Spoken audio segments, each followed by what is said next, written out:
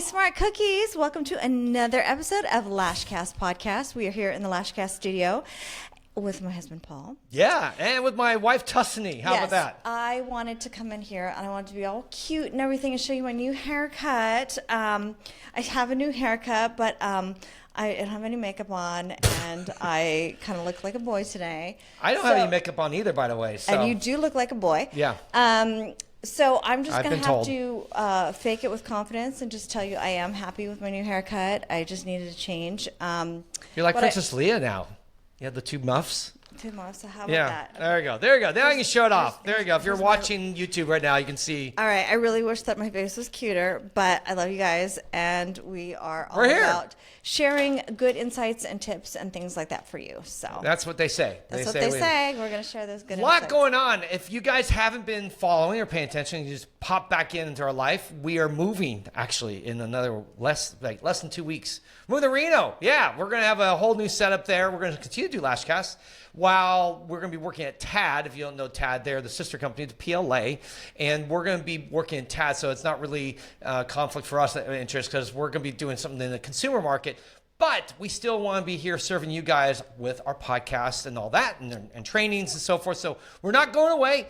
In fact, I think we might get an upgrade because TAD or PLA just created a podcast area. So we can we're going to probably be using theirs or bringing our stuff in. I don't know. We'll figure it out. It's going to be a meeting of the minds. The other thing is I'm going to be working at a consulting capacity, and I am still going to be lashing. I am not giving that up. So I'm going to be traveling to Pasadena twice a month to take care of my clientele that I have built up for 2 decades. Yeah. I mean, she's going to be, we've intentionally let it kind of die down, not market push or anything for referrals. So thankfully we can squeeze most of her clients in if she works like 12-hour days for 3 days every 2 weeks. It's gonna be a little hard. We'll see how it goes. But we're gonna be doing that for now because Tuscany, the one thing she doesn't want to give up is lashing. She loves that. That's her passion, and so she wants to keep doing that. Plus, for her, I know not only is it her passion, but also I feel like it's her testing ground for all these things that we talk about when it comes to lashing. It's great to have that to fall back on and be able to test and try things out. So that's what's going on in our life, but we're trying to at least get a couple episodes in before we leave here. You'll get this will be maybe the last time you see this setup, maybe one more time. We'll see. And hopefully when we set up, you'll see a much new, cool, beautiful place we'll be recording from basically Reno from now on. So that will be very, very cool, and we're going to be excited about that. By the way, LashCon tickets went on sale. We sold almost 400 tickets at this point. Sorry, I have a little moment here. I'm getting a little pumped. This moment brought to you by Pellegrino. Yeah. Okay. There you go. Yeah. Pellegrino. So we basically sold around 400 tickets so far, which is great. We're hoping to sell at least 600 this year, and we're still looking for sponsors. We've had a bunch of sponsors inquire, a bunch of sign up. More than half have taken all the spots, but we're still working. And by the way, we're working on getting some non-lash related sponsors. We're really excited that we'll be, I think, landing at least 3 or 4 soon. That will be bringing new value to the thing. One is going to be bringing chair options for you guys, and also another one is chairs. Yeah, and other stuff. So arm sports. So if you guys are looking to, if you've been thinking like, I'd really like to do a podcast or be on on the trade show or be in that whole thing. Can you just say what you're trying to say? Yeah, I'm trying to say. Yeah. Let's try it again. Let's try this again. If you want to be a sponsor, it's really affordable. It starts at $1,400 for a booth, guys. Only 14, and you're going to have anywhere from 800 to 1,200 people walking around looking at your stuff, wanting to buy it. Now, there's a lot more competition, but there's a lot more people. If you go to other events, you're going to maybe get 50 to 100 people, maybe max, coming by.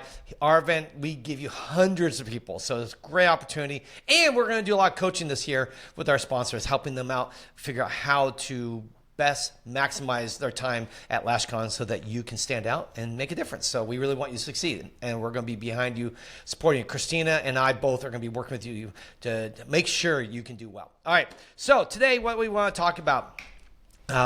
Sorry, I could tell you were the drift. Like you're like, okay, let's just get to the topic. Let's talk. So yes, we're going to talk about something that we see. I guess we could say we're going to use our own personal experience, but. Here comes the tea, right? Yeah, we're going to talk about. Recently we've seen someone that we really care about. Partnering with someone that I know that is not a good player in the industry. I'm not going to tell you. You're going to have to guess forever. But this person actually, it's an opportunity to make money, right? And I think a lot of times when we've faced similar situations, more like maybe what you deal with, and that is when you're hiring someone. Like if you've hired anyone, you sometimes hire someone and you go and you begin to see red flags and you just ignore it and think it won't bother you, and then later on it really comes to bite you. And one of the things you have to be really careful is who you partner with in our industry. Not just, I know that's really nebulous or sounds very nefarious. I don't mean that. I just don't mean there's evil players. No, I don't think there's anyone evil in our industry at all. There's just people who I think put money above people over profits, or profits over people. That's all they care about. And so as a result, some people get squashed or hurt by that. And that always feels a little painful when I see that. And we've done it ourselves, sadly. It's not just this industry. It's just like in It's general. life. Like when you have a partner with somebody, you want to do a project with somebody, it's really to our best interest to be yoked with somebody who shares the same values that you do, so that you can agree on things. Yeah, I had a record company at one point. Really crazy idea. Over 20 years ago, it was started. 22 years ago, and I started with three other guys. And these guys were all friends of mine, but we all had a question about the fourth partner. We were all like, I don't know if we should partner with this person. I don't know if they're going to deliver. But here's the thing. They had money. This person had money. And I took a temp job working for this person's father. Just doing a temp job while we were setting up our business. So you were stymied because you thought that if you let this person go, you're going to get fired, and you needed the money. Yeah. No, totally. It was all like, okay, this guy is not delivering. And right away, once we got going, this person wouldn't do anything. We have our meetings. All right, do our jobs. Get back a week later, and he'd be like, I didn't do anything. And after about a month, we were like, oh crap, this person literally provided a little more money than us. He had a little more means, but he didn't want to do any work. He just wanted to be a producer. And what was frustrating is that we also were in his debt because, one, he paid more money, but two, his father was hiring me with this temp work as well as one of the other people in the company. So we were in this weird place like, well, if we kick him out, will we get fired and lose our means? And it took us a couple months before we finally sat down, and we ended up making a deal where we bought him out, but we paid him way too much. It was one of the worst business decisions I think I've ever made. Yeah. In hindsight, being the wife, yeah, this is like one of those moments where like I lost respect. I know, I'm serious. Like I can remember like thinking, just stand up for this. Do the right thing. Pull the Band-Aid off, man. You know, it would have been much easier to do that at the beginning than have to go through all this. And then also the humiliation of being like begging for scraps or worried about like, you know, your means. It reduces you as a human being. You lose respect for yourself, honestly. Yeah, I think, you know, it's like being with a bad boyfriend. Like, you know that this guy is not good for you, and like you're begging for scraps. I mean, there's just, I said that twice, but honestly, that's what it's like. Yeah. When you have to beg for scraps, you literally lose respect for yourself. So Yeah. don't do that. Girls, don't do that. Don't beg. The money's not worth it. And that's the thing, is that I should have relied and known that I'm smart enough. If I got fired, I'm smart enough. I know. I think Stuart Smalley is what she's thinking. But I'm good enough. I'm smart enough. And doggone it, people like me. People like me. Anyhow, so that's a 80s, maybe 80s or 90s SNL, 50th anniversary special reminder. So I think for me, what I should have realized, like, look, this person is a bad deal. We don't need his money. We'll find another way. And also, by the way, if his father is vindictive, in fact, here's the deal. When we finally let him go, he kind of last. I was waiting. I thought you guys were going to get rid of me after the first month. You guys, I think it was 3 months actually. He says, I was shocked how long you left me around. No, I don't care if I leave, and my father won't fire you. And like, I acted in fear. I let fear dictate everything. And I made bad decisions, financial decisions for our business, for me, for my wife. Because, yeah, I did. I remember that was one of those things where you just went, not the leader I want to follow. Nope. So that is what for those of you in this business, and I know we're all trying to make money, right? We're all trying to get by, and there's going to be opportunities that will come where there's going to be someone saying, hey, I can make you a little money. Good example, MRR, right? The MRR scam from last year. Multi-level, what was it? Multi-resale rights. Mm-hmm. That was a big scam. We called it back. We did our episode on January, February. It came out like late 23, November, December, when it started getting busy. And all of a sudden you had lash artists selling each other. No one thinking like, well, how is this going to work in 5 years? If every lash artist is selling MRR to each other, who's going to buy, right? I mean, at some point, everyone's just going to go, okay, we all got it. We're done.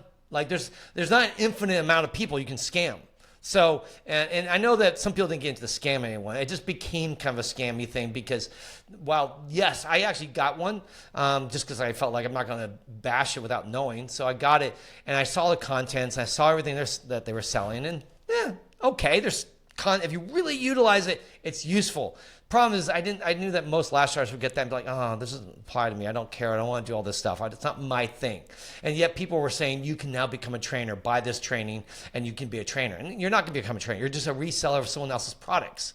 And that was just to make money. That was just to make a little money. And you know what? Some people made really good money for a short time. Maybe for 6 months, maybe for a few months. I know a bunch of people actually never made money. They just bought it and then they tried to hustle it, but they got too late to the game that already everyone had been burned who would be a sucker for this, and including us, let's just say, because we bought it. So that ran its course. And so I think just for that short money, what happened, a lot of these people now have lost their authority. Right? They really worked hard to build up their authority, and then to make a little money over a 6-month period, they burned all that trust. So now no one wants to buy from them. Why? Because they totally exploited people and used people and just to make some extra dime at the end of the day. When if they had just played the longer game and invested in value and helping and serving people, maybe today they'd still be thriving. Maybe their business would be even bigger now because they spent all the time focusing on people. I guess the bottom line is that there are no shortcuts to success, and that's what we see on Instagram. That's what we see on social media. It's like make a buck real quick. You can reach this high life, and it's a process, and it takes a long time. It takes a lot of work. There's really no shortcuts around it. And when we think, oh, this is it. This is what I'm gonna. This is what's gonna make me successful. We are tempted. We're tempted to lose it all in those moments. Yeah, we make a lot of bad decisions just for money. It happened all the time when we had staff. There would be, not always, most of our staff were good, but we did hire some people that I think Tusney would say, I don't know, I'm not so sure. But for me, I saw high demand. We saw all these clients, that we need to book, and maybe someone had just stepped away, and so we had to fill in that person. So we're like, we got to get someone in here as fast as possible, and there'd be red flags. And I'd be like, well, that person's just a little quirky. Or that person's this or that. And I would justify it because in my mind, and here's the thing that I found that I'm really good at. If I need something or I want something, I will literally lie to myself and just tell myself whatever I need to hear to get the job done. Is this therapy time for us? No, this is like, this is a weakness of yours. And I don't want to be like, I told you so, but like. But you have.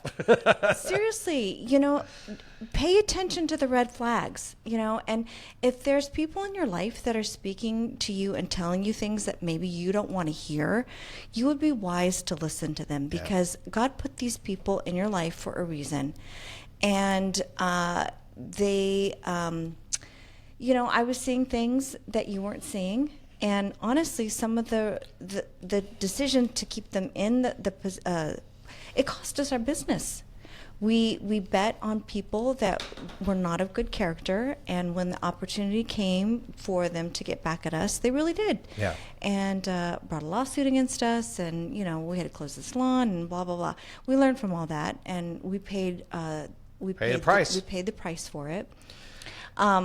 And so we can stand here and say now, yeah, you really should have listened. But I I don't know what I'm trying to say. I'm not trying to. It's just rubbing it in. That's okay, and rightfully so. I take it with I take it seriously, by the way, and I do listen to Tuss a lot more now.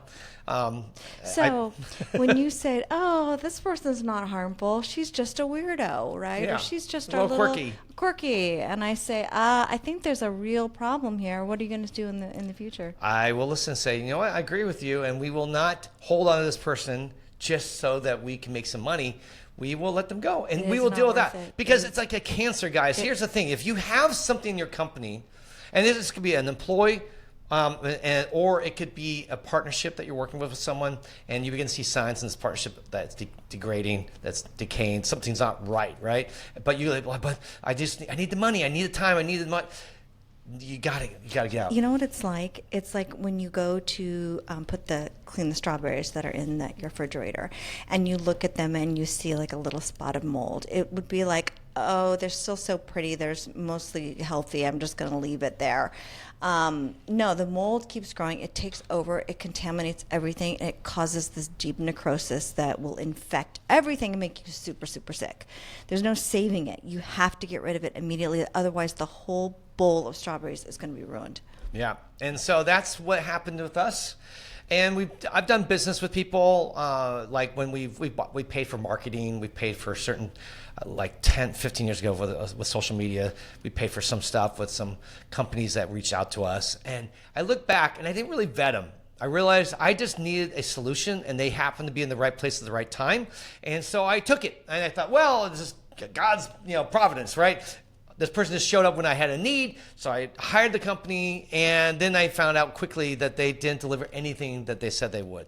And that is the thing that I think we're so eager and so desperate that we don't take time to slow down and actually vet. The way that we can be scammed is that scammers come to us when we want to believe something, right? Because it's a true pain point for ourselves. So you have to be aware.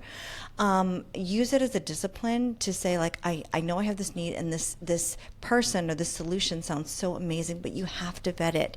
Make sure that you are doing your due diligence before you pull the trigger, because we can fool ourselves, and that's how we can be easily duped, is because when we want to believe something is true. For example, if you tell me that this beauty product will make me look younger and prettier, I will buy it. Like, if you said that rub these fried pork skins on your face, I would totally do it. Just saying. There is nothing Tuss won't do for beauty. She has tested the boundaries. She's even now like, we gotta go overseas and do stuff. Like, we're gonna do stem cells. We're gonna. Yeah. Tuss is. I'm one of those crazy people that will believe anything on that. So, I'm telling you. And it might be right. I mean, that's the thing. We're not saying all this stuff is bad. It's just, Tuss, you're right. We all have our weaknesses, and being self-aware to know that. For me, one of my weaknesses is when money gets tight or situations get a little crazy, I tend to hold on to people, hoping that what's not a good situation will somehow self-improve. I really do. I've done that so many times. Like, oh no, this will just work its way out, and it never works out. After that, yeah. So that's one of my weaknesses that I struggle with. Instead of leading and say, you know what, I see the problem. I'm going to act now. Let this person go and move on and just deal with the consequences, which will still be better than me keeping this person around and being a cancer in the company. Which, the salon, by the way, I know some of our former salon members do listen. If you're listening, you're not one of those people, I guarantee you.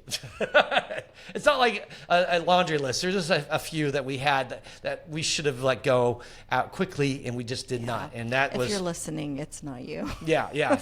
The ones who would never listen to a podcast. It's just not in their DNA. So another thing too, when especially when it comes to making deals and stuff like that, and working with people. One of the things I've been guilty of is when it's too good to be true, I believe them. Like, someone promises me the sky, promises me the moon, and then some, I'll be like, oh, this is amazing. What a steal.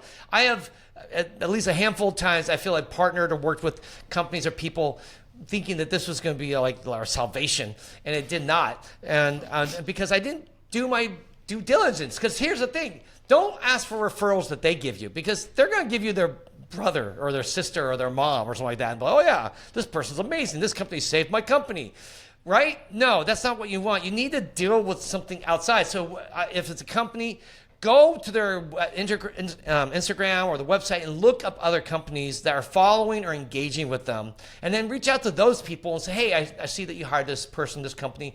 How's it been for you? Actually, we just did this when we were looking to move to Reno, looking at houses. And one of the houses we looked at, the person that was there, because we're going to rent right now, the person that was renting, we met the tenant that was there currently. And I got his number, and I called him after we left, after the landlord left, and I said, so what's she like? Like, she seemed okay. And it wasn't that bad. And he assured me, like, no, she can get a little irritable about some things, but overall, as long as you pay your bills on time, she's good. So that's the type of stuff you want to do. Because if I had just asked her for a referral, she would have sent me, people that, For example, like if you wanted to find out what kind of husband Paul is, you don't go and say, hey, Paul, what kind of husband are you? Yeah, I'm amazing, by the way. I'm the best husband ever created. Now you come to me. You come to me and you ask, what kind of husband is he? I'm going to say he's amazing, except when it comes to listening to his wife about... about advice on certain business things, yes. No, just kidding. We all learn. Yes. Yeah, some faster than others. So that all said, just hopefully this is more of an episode that I wanted to just tell you to be careful. I know that's like, well, thanks, Paul. Of course, duh. But don't jump into relationships or business partnerships blindly without vetting the person, without checking who you're doing business with. Yeah, and just be aware of your own bias. Be aware of your own, desire for this issue to be settled. Make sure that you are checking because you're going to save yourself a lot of pain and suffering just by doing that. And don't just do something because it makes you money. Making money is never really that satisfying. What's satisfying is doing a good job and having integrity and doing the job right. When we had the clubhouse, we were always telling people, let's do a job.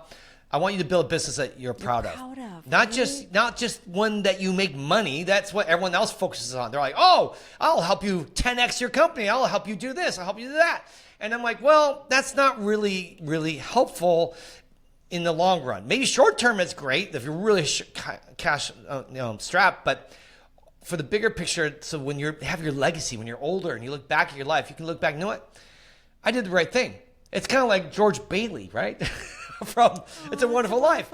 George Bailey, let me just, in case you never see him, if you get a chance to see It's a Wonderful Life, please do, because it's a really special film. And yes, it's very folksy and it's old school, right? So this film. It is an American classic. It is a classic. Capra. And it wasn't originally, but it's become an American classic. And then what's beautiful about this film is about a man who always does the right thing, even when it doesn't make him money. And it gets him to the point where a bad thing happens, some money gets lost, and he wants to kill himself. And then he gets a chance to see what his life was like if he didn't kill himself. And he finds out the world would be a much darker Pottersville. The city he lived in would become Pottersville. Anyway, if you know who Potter is, you'd laugh at that. It's some funny stuff. And you've seen a lot of riffs off of this, from Saturday Night Live to The Simpsons and so forth. Everyone's ripped on this or had fun with this movie. But the idea is that he did the right thing. And then at the end, when he really needed help, the community came back and helped him back and saved his business. And I actually cry in this film every time. It's a really special film. You should watch it with your family. It's so heartwarming. And it's on every Christmas, even though now everything's streaming, so you can watch it whenever you want. You don't have to wait for it to become on the ABC Sunday Night Movie or whatever. Anyhow, that said, it's a very special reminder, I think, to do the right thing. Because in the long run, it creates a life that you can be proud of. And one that you can look back and go, this is my legacy. Versus one where you just did the cutting edge thing that got you a little money here, a little money there, and you made deals with maybe some questionable people. But it didn't matter because in the end, you got your money. And that's all you cared about. You're not going to die feeling good about yourself. You're going to feel like, wow, I kind of cheated the system. We want you to we want you to play for the long game. We want you to be proud of yourself. We want your family to be proud of you. We want you to be able to give that a life well lived, like as an example to your children. Yeah. You want to give that to your children, right? Exactly. And as Christians, for us, everything for us is always about our life needs to honor God, and that's in everything we do. And if you know me, you know at times I've done things that are not honorable. So I'm not saying my life has always been a perfect life of worship. We have been downright dastardly. You know? Yeah, it's we